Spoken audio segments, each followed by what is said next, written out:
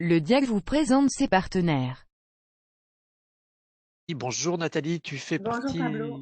bonjour, tu fais partie des partenaires Le Diag, donc dans le sud de la France.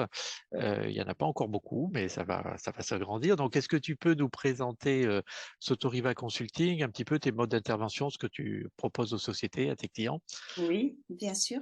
Merci déjà de me donner la parole, c'est important pour moi. Alors, Sotoriva Consulting, alors qu'est-ce qu'on fait? On fait du management organisationnel. Donc, le management organisationnel, c'est quoi? C'est l'amélioration de l'organisation de l'entreprise dans son développement. Et puis, c'est structurer son système de management. Donc, ça passe par de l'accompagnement dirigeant. Et ça passe aussi par des formations. Les formations, c'est plusieurs niveaux de management. Donc, la formation management, elle est aussi sur la communication et la posture managériale. Ensuite, il y a ce qu'on appelle de la gestion de conflits. J'aime bien dire de la prévention, mais il y a en ce moment beaucoup plus de gestion que de prévention, malheureusement. Et puis, ça passe aussi par le recrutement et l'intégration du nouveau collaborateur. Donc voilà, ce sont vraiment, c'est un travail global dans l'entreprise sur l'accompagnement dirigeant, le management organisationnel et de la formation. D'accord, ben merci Nathalie, ça fait déjà beaucoup de choses. Oui, d'ailleurs, comme Mhm. tu parles de management et je crois que tu es sensible aussi à la qualité de vie au travail, qu'est-ce que tu penses de cette infographie là, tirée des data, le diag, des milliers de diagnostics déjà enregistrés, Oui, puisque, alors tu parles des conflits, c'est vrai que le Covid a peut-être réveillé des souffrances et des tensions. En même temps, là, sur cette infographie, on voit qu'il y a quand même 66% des collaborateurs qui disent, ben oui, je suis content de me mettre au travail tous les matins, donc c'est quand même quelque chose d'assez positif puisque 66, c'est plus de oui, 50%, mais en c'est même vrai. temps, c'est très très loin des dirigeants qui, eux, sont 90% à être enthousiastes sur le fait de se mettre au travail le matin. Donc j'imagine que dans tes formations, tu arrives à faire remonter les 66% chez tes clients. Bon, Qu'est-ce que ça déjà là, t'inspire? moi, ce que j'y vois déjà, c'est un manque de communication, c'est-à-dire entre les collaborateurs et les dirigeants.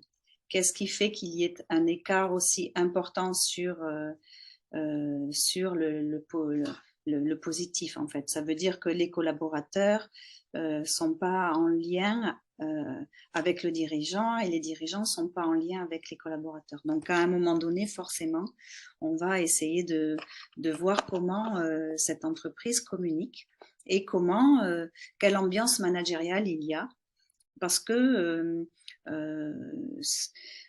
de mon point de vue, hein, il est important de savoir pourquoi.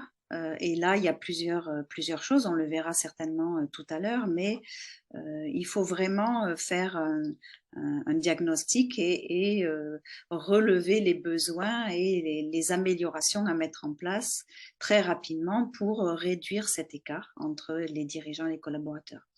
D'accord. Ok. Ben, c'est vrai que le diag, effectivement, permet de pointer ce genre d'écart, pas que sur cette question d'ailleurs, parce que parfois les collaborateurs sont beaucoup plus négatifs et Oui, sont c'est loin de, vrai. voilà. Donc il y a des éléments qui peuvent être assez critiques. Alors, je crois que d'ailleurs que tu es sensible aussi à une approche systémique de l'entreprise, justement, pour essayer d'englober tout ça et de pas se focaliser sur un point particulier. Tu peux nous en dire deux mots peut-être aussi?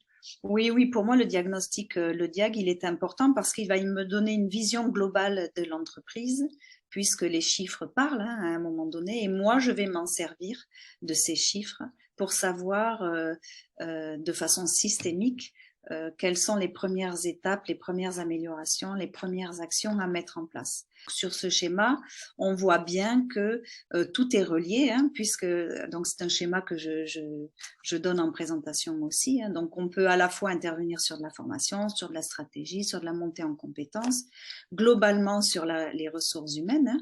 Hein. Donc, on travaille aussi sur les valeurs sociales, les valeurs professionnelles, le style de management. Donc, vous voyez, il y a vraiment un travail global et, dans l'entreprise et chaque fois que j'interviens dans une entreprise, c'est une mission différente à chaque fois. Donc, la plus-value et la force de la systémique, c'est qu'on a une vision vraiment globale de l'entreprise. Et donc, on peut agir directement sur des choses qui sont pertinentes. Ok, mais écoute, merci beaucoup Nathalie. C'est vrai que c'est un petit peu d'ailleurs ce qui est passionnant dans le métier de consultant, je crois, c'est que chaque client est différent et demande de mettre en place des dispositifs ad hoc et le Diag est là pour nous aider à voir qu'est-ce Oui, qu'il faut mettre dans ces dispositifs. Voilà, ben oui, écoute, je pense que ça a donné envie à nos auditeurs d'en savoir plus.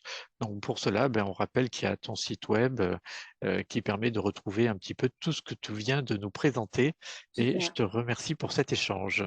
Merci, avec plaisir. Merci à toi. À bientôt.